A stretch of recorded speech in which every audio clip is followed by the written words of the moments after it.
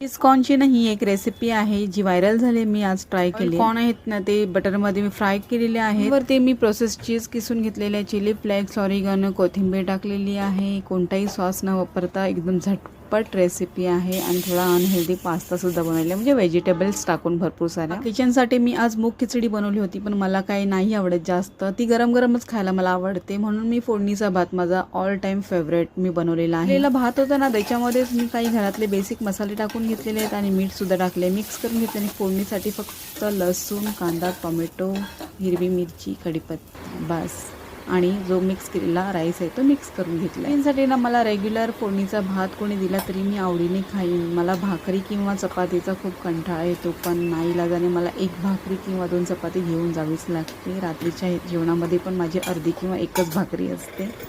चला मग, माझा इथे टिफिन बॉक्स रेडी झालेला आहे. आज कारल्याची भाजी बनवली. भेटूया नेक्स्ट ब्लॉगमध्ये. बाय.